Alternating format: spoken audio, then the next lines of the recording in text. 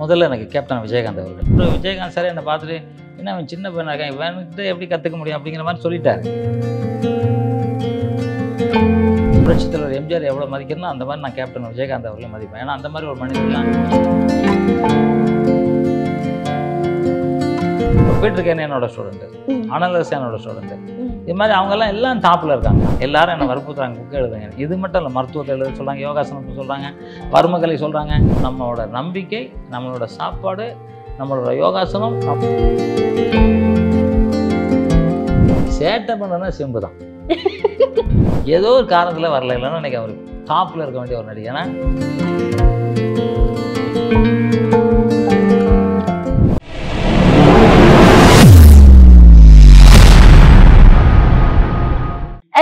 நேயர்கள் அனைவருக்கும் வணக்கம். இன்னைக்கு நம்ம யாரை பார்க்க போறோம் அப்படின்னு பாத்தீங்கன்னா, தமிழ் சினிமால எத்தனையோ பேரை மார்க்கண்டேயன் அப்படின்னு சொல்லுவாங்க. ஆனா என் கண்ணுக்கு எப்பவுமே மார்க்கண்டேயனா தெரியுற ஒரு ரியல் ஹீரோ அவரை தான் பார்க்க போறோம். அவர் வேற யாரும் இல்ல, நம்ம ஜாக்வார் தங்கம் சார் தான்.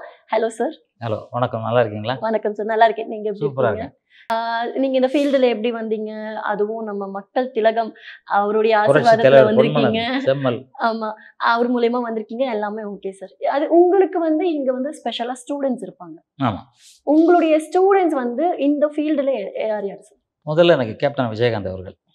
ஏன்னா நான் புரட்சித் தலைவர் எம்ஜிஆர் அவர்கள் வீட்டில் இருக்கும்போது நெல்லை மகாராஜனே ஒரு ஃபைட் மாஸ்டர். அவர் சொன்னார், தங்கம் அந்த மாதிரி விஜய்னு ஒரு தம்பிக்கு ட்ரைனிங் கொடுக்கணும் அப்படின்னா, ஹீரோ நடிச்சிருக்கு அப்படின்னா, சரி வாங்க சார்னு போகும்போது அவர் விஜயகாந்த் சார் என்னை பார்த்துட்டு, என்ன அவன் சின்ன பையனாக இருக்கான், இவன்கிட்ட எப்படி கற்றுக்க முடியும் அப்படிங்கிற மாதிரி சொல்லிட்டாரு. என் தம்பி தான் சொல்கிறாரு. அப்போ அவர் சொல்கிறாரு, இல்லை விஜய், கம்பு சுத்தவில் பாரு, கம்பு சுற்றுறேன், கண்ணுக்கு தெரில. எப்போ அப்போ 20-22 வயசு இருக்கும்னு வச்சுங்களேன். இவர் வேறு அப்படி சொன்னார். எனக்கு என்ன தெரியும்னா, கம்பு சுற்றினா அவருக்கு தெரியவே இல்லை. கம்பு சுற்றினா அப்படியான்னு கேட்டார். என்ன கம்பை காணும் அப்படின்னாரு. அதான் விஜய் ஸ்பெஷலு, கராட்டே பாரு, கராட்டே கட்டாசு கிங்ஸ் அதெல்லாம் பண்ணோன்னே அவர் ரொம்ப இதாகி, இது எவ்வளோ நாளில் கற்றுக்க முடியும்னாரு. நான் 20 வருஷமாக கற்றுக்கிட்டேன், நீங்கள் சினிமாவுக்கு ஒரு வாரம் சொல்லித்தரேன் அப்படின்னு.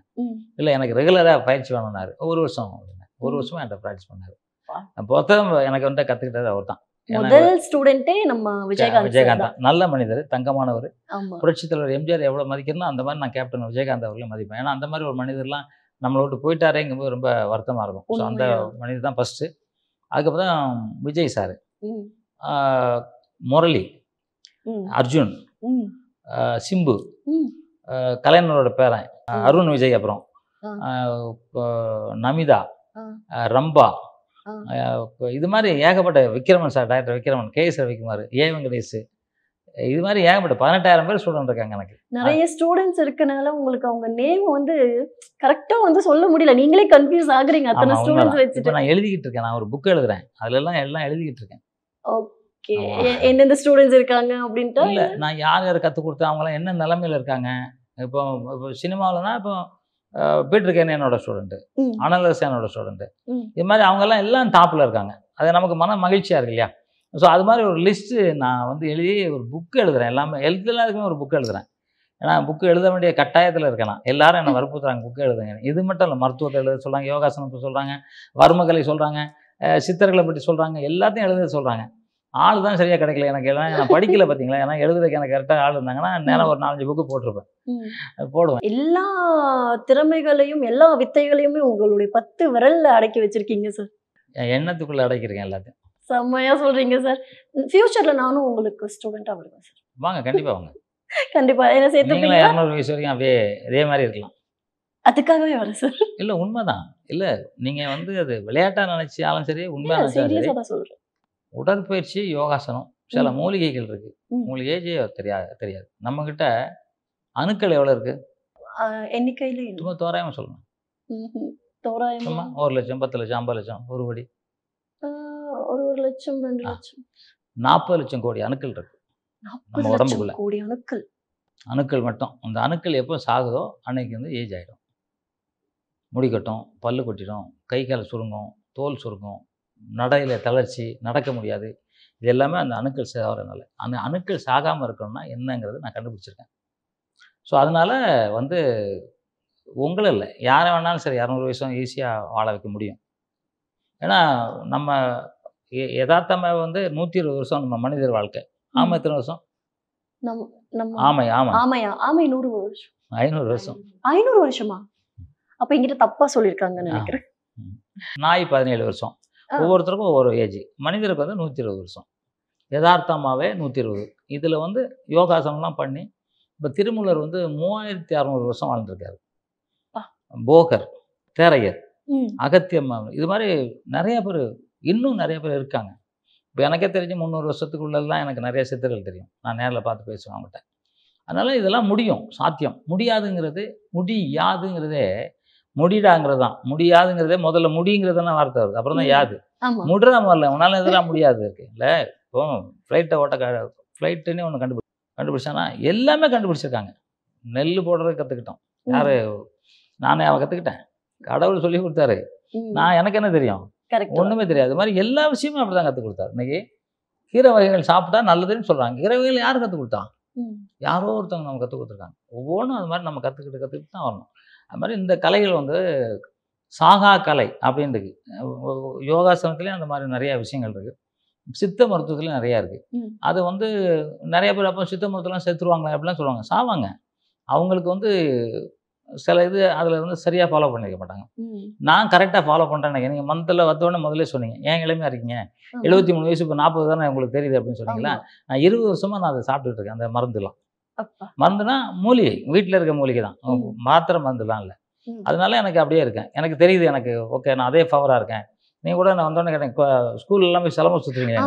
ஏன்னா சின்ன பசங்களுக்கு ஈக்குவலாக சுற்றுவேனா, அந்த வேகம் இருக்குது. அது காரணம் நம்மளோட நம்பிக்கை, நம்மளோட சாப்பாடு, நம்மளோட யோகாசனம், நம்மளோட முயற்சி அத்தனை இருந்தாலும் 200 வயசு இருக்கும். யாமே 200 வருஷம் இருக்கு இல்லையா? அதுக்கு 5 அறிவு தானே. நம்ம இருக்கக்கூடாது. எல்லாமே நம்ம எடுத்துக்கிறதுல தான் இருக்கு. பாருங்க, ஆமை நடுக்கடல்லேருந்து இங்கே வந்து முட்டை போட்டுட்டு அங்கேருந்து கண்ட்ரோல் பண்ணுமா, கடலுக்குள்ளே இருக்குது. அதெல்லாம் எவ்வளோ பெரிய விஷயம். அப்போ எந்த சக்தி கொடுத்துருக்காரு கடவுள். அதுக்கப்புறம் அது குஞ்சு பறிஞ்ச உடனே இது வந்து கரெக்டாக ஓடி போய் தாய் கூட சேர்ந்துடும். என்னங்க அது எப்படி முடியுமாங்க? என்னெல்லாம் இருக்குது பாருங்கள் உலகத்தில். இது மாதிரி பார்க்கும்போது நிறைய விஷயங்கள் இருக்குங்க. இது வந்து இன்றைக்கி வந்து சில பேர் சொல்லுவாங்க கடவுள் இல்லாமாங்க, சில வருது கடவுளே கிடையாதுங்க அப்படிம்பாங்க. கரண்ட் இருக்குது, இந்த ஒயரில் போகுது, அதை அறுத்து கையில் பிடிச்சாதான் கரண்ட் இருக்கா இல்லையான்னு தெரியும். செத்ததுக்கப்புறம் தான் கடவுள் இருக்காரா இல்லையான்னு தெரியும். அங்கே போய் ஒரு தண்டனை இருக்கு இல்லையா, அந்த தண்டனை மிக மிக கொடுமையான தண்டனை இருக்கும், மிக மிக அதிகமாக தண்டனை. ஏன்னா கடவுள் வந்து நியாயம் பண்ணுறதுக்கு ஒன்று, கொடுமை பண்ணுறதுக்கு ஒன்று. காசை கொடுத்துலாம் வாங்கிட முடியாது. நான் இப்போ சொல்கிறது அதை நீங்கள் யார் வேணாலும் என்ன கேள்வி கேளுங்க. எப்படி கரண்ட் வந்து இப்போ இது கரண்ட் இருக்குன்னு எனக்கு தெரியுமா? தெரியாது. ஒயரை அறுத்து பிடிச்சா மட்டும் தான் தெரியும். அது மாதிரி நம்ம செத்தாதான் தெரியும் கடவுள் இருக்காரா இல்லையான்னு. சும்மாலாம் வந்து காமிக்கிறதுக்கு அவர் என்ன நடிகரை வந்து காமிச்சிட்டு போகிறது அப்படிலாம் இல்லை. அதனால் கடவுள் இருக்காரு. கடவுளை நீங்கள் வணங்குனீங்கன்னா உங்களுக்கு எல்லாமே நல்லதாக நடக்கும். அவ்வளோதான். நீங்கள் கோயிலுக்குள்ளே போய் ஒரு 5 நிமிஷம் உட்காந்துட்டு இருந்தீங்கன்னா நீங்கள் வெளியே வரும்போது ஃப்ரெஷ்ஷாக வருவீங்க. பயங்கர வைப்ரேஷன், பாசிட்டிவாக 5 நிமிஷம் அந்த இடத்துல உட்காந்துட்டு இருந்தீங்கன்னா நீங்கள் ஃப்ரெஷ் ஆகிடுங்க. அது வந்து கோயிலுக்கு போகிறவங்களுக்கு மட்டும்தான் தெரியும், கோயிலுக்கு போகிறவங்களுக்கு தெரியாது. இப்போ எனக்கெல்லாம் கோயிலுக்கு போக முடியல. ஏன் சொல்லுங்கள்? நீங்கள் வீட்லேயே கோவிலாக வச்சு இல்லை, ஃபோட்டோ எடுக்கணும் உள்ளே வரவாங்க, ஒரு மாதிரி இருக்கும், டிஸ்டர்பன்ஸாக இருக்கும். ஆனால் நான் கோயிலுக்கு போவேன். காலைல 3 மணிக்கு எழுந்து எல்லா கோயிலுக்கும் போவேன். 3 மணிக்கு 5 மணிக்கு தானே என் மனசால போவேன். என்ன ஒன்று தானே. நான் அவரை வந்து அங்கே போய் பார்க்கணும் இல்லையா, இங்கே வந்து பார்க்கலாம்ல. நீ உங்கள் வாழ்க்கையில் நடந்திருக்கும். யாரோ உங்கள் அக்காவோ அம்மாவோ அப்பாவோ நீங்கள் நினச்சிருப்பீங்க, அம்மா ஃபோன் பண்ணி கரெக்டாக ஃபோன் பண்ணியிருப்பாங்க. அம்மா உங்களுக்கு எத்தனை பேர் நினச்சிருக்கோம். அதே மாதிரி உங்கள் அம்மா நினச்சி, அது வந்து இதுக்கு என்ன சக்தி? அதுதான் கடவுளும் நம்ம நினச்சோன்னா அங்கே இருக்கலாம். அப்போ நான் திருவண்ணாமலையில் இப்போ உங்கள்கிட்ட பேசியிருக்கோம், நான் திருவண்ணாமலையில் உட்காந்துருக்கேன். அவ்வளோதான். இதுதான் உண்மை. இது இல்லைன்னு நம்ம சொல்ல முடியாது. நம்புறவங்க நம்பாங்கல்ல, நான் நம்புகிறேன், நான் நல்லா இருக்கேன், அவ்வளோதான். ஸோ அது மாதிரி எல்லாரும் நம்புங்க, நல்லது நடக்கும்ன்றது என்னோட. நெக்ஸ்ட் வந்து உங்களுடைய ஸ்டூடெண்ட்ஸ்லேயே வந்து உங்களுக்கு ஃபேவரட்டான ஸ்டூடெண்ட், ரொம்ப சேட்டை, வாழ்த்தணும், ஐயோ உன்னை ஒன்றுமே பண்ண முடியல ஆனால் எனக்கு உன்னை பிடிச்சி போச்சு, அந்த மாதிரி யாரும் இருப்பாங்க? கொஞ்சம் கிரிட்டிக்கலான கேள்வியாக இருக்கு. உங்களுக்கு வந்து அவங்கள திட்டவும் முடியாது, அதட்டவும் முடியாது, ஆனால் அவங்க உங்களுடைய குழந்தை. இல்லை, சேட்டை பண்ணனா சிம்பு தான். சேட்டைக்கார பையன் சார். என்னன்னா அவர் நாங்கள் ப்ராக்டிஸ் பண்ண போவோம். அப்போல்லாம் டிவிலாம் கிடையாது பார்த்துங்க. ஒரு அது என்ன பொதிகை மட்டும் தான் உண்டு. அந்த டிவி தான் இருக்கும். ஞாயிற்றுக்கிழமை வந்து அதில் வந்து ஒரு சின்ன குழந்தைங்க வந்து சிஐடி மாதிரி துப்பறி கண்டுபிடிக்கிற மாதிரி போடுவாங்க. ஞாயிற்றுக்கிழமை மட்டும் தான் போடுவாங்க. அது அடுத்த ஞாயிற்றுக்கிழமை தான். ஞாயிற்றுக்கிழமை சின்ன சிம்பு விளையாண்டு பையன்தான். மாஸ்டர் எங்கள் அம்மா வந்தால் உங்களுக்கு உடம்பு சரியில்லைன்னு போயிடுங்க. ஏன் இல்லை பார்க்க விட மாட்டாங்க என்ன, நீங்கள் உடம்பு சரியில்லை நான் ஜாலியாக பார்த்துருவேன்ல அப்படிம்பாங்க. அது மட்டும் இல்லை, நிறைய சேட்டை பண்ணுவார். ஆனால் அவங்க அம்மா கண்டுபிடிச்சிருவாங்க. உஷா மேடம் என்ன மாஸ்டர் உடம்பு சரியில்லைன்னு போக சொல்லுவானே அப்படிம்பாங்க. நமக்கு தெரியும் இல்லையா. அதனால் அது சேட்டை. அது நல்ல பையன், ரொம்ப நல்ல பையன். அறிவு, அவ்வளோ பெரிய அறிவு அந்த பையனுக்கு. ஏதோ ஒரு காரணத்தில் வரல, இல்லைன்னா இன்றைக்கி அவர் டாப்பில் இருக்க வேண்டிய ஒரு நடிகை. ஏன்னா நான் பார்த்து சிம்பு படம் பார்க்குறதுக்காக கியூவில் நின்ன லட்சக்கணக்கான கோடிக்கணக்கான தாய்மார்கள் எனக்கு தெரியும். அவர் சின்ன பையன் நடிப்பார் இல்லையா, அவரை பார்க்குறதுக்காக தேட்டருக்கு வந்த கோடிக்கணக்கான பேர் எனக்கு தெரியும். ஸோ அந்த மாதிரி ஒரு மிகப்பெரிய நடிகை நம்ம பார்க்க முடியல. ஏதோ விதி. ஆனால் மீண்டும் பெரிய எந்த காரணத்தில் மீண்டும் வருவார். கண்டிப்பாக வருவார். சேட்டைன்னா அவர் பயங்கர சேட்டை. இன்னும் வேற என்னெல்லாம் சேட்டை பண்ணியிருக்காரு அவர்? அது வந்து உங்களுக்கு ரொம்ப நீங்க ரொம்ப ரசிச்சிருக்கீங்க. உங்களையே இல்லை கட் பண்ணணும், அந்த மாதிரி சேட்டெல்லாம் பண்ணியிருக்காரு. சரி கட் பண்ணிக்கலாம், நீங்க சொல்லுங்க. அது எப்படியும் நான் கட் பண்ண முடியாது, நான் சொன்ன போட்டுருவீங்கல்ல. பரவாயில்ல சொல்லுங்க. அவரை பத்தி நிறைய விஷயம் இல்லை ஒன்று இன்டெரக்டாக சொல்கிறேன். அவர்கிட்ட அவரை வந்து ஒரு அம்மா வந்து தூக்கி வச்சுக்குவாங்க குழந்தை. மாஸ்டர் நீங்கள் எக்ஸசைஸ் பண்ணுறீங்களான்னு கேட்டார். ஆமாம் எக்ஸசைஸ் பண்ணுறேன். உங்களுக்கு ஏன் பாடி சின்னதாக இருக்குது, இந்த அக்காவுக்கு பெருசாக இருக்கு. அவங்க எக்ஸசைஸ் பண்ணுறது இல்லையா அப்படி. உதாரணத்துக்கு சொல்கிறேன், அவருக்கு அந்த வயசுல சின்ன வயசு, அப்போ நான் சொல்கிறது வயசானவர்ல சின்ன குழந்தையில அப்படி கேட்டார். நான் இன்னும் அதை நினைப்பேன், அவர்கிட்ட சொல்லியிருக்கேன் ஒரு வாட்டி. அது மாதிரி நிறைய விஷயங்கள் சேட்டை பண்ணுவார். அதாவது ரொம்ப அறிவாளி, செம்ம அறிவாளி. ஒரு மாதிரி அறிவுலாம் கிடையாது. ஏன்னா டி ராஜேந்தர் இருக்க அறிவு அவருக்கும் இருக்குது. என்ன பாடுறாரு, பாடல் எழுதுவார், எல்லாமே பண்ணுவார், எல்லாமே தெரியும். சிம்புக்கு தெரியாது ஒன்றுமே கிடையாது. ஆனால் ஏதோ அதை என்னன்னா அப்பா ரொம்ப யோக்கியம், ரொம்ப ரொம்ப யோக்கியம் அப்பா. யார் டிஆர், இவர் ஆப்போசிட் ஆகிட்டார், அவ்வளோதான். ஆனால் இப்போ அவரே சொன்னார், நான் சில தப்பு பண்ணிட்டேன், இப்போ நான் அதை திருந்தி வரேன்னாரு. எல்லாரும் தப்பு பண்ணுவாங்க. இன்னைக்கு பெரிய சித்தர்களே தப்பு பண்ணியிருக்காங்க, அப்புறம் திருந்தி வந்து பெரிய சிவபதவி அடைஞ்சிருக்காங்க. அது மாதிரி இன்னைக்கு தம்பி சேர்த்து அவரே சொல்கிறாரு, நான் வேறு ரூட்டில் போயிட்டேன், நான் திருந்தி வந்துட்டேன்றாரு. நிச்சயமாக நம்பர் 1 நடிகராக தமிழ்நாட்டில் மட்டும் இல்லை இந்தியாவில் வருவார். திரும்பி பழையபடி அவர் வருவார். நான் இந்த இடத்துல சொல்கிறேன். அப்போ அவர் சின்ன வயசில் வந்து அந்த சிலம்பம் சுற்றினது எல்லாமே உங்களுடைய ட்ரைனிங். ஆமாம்.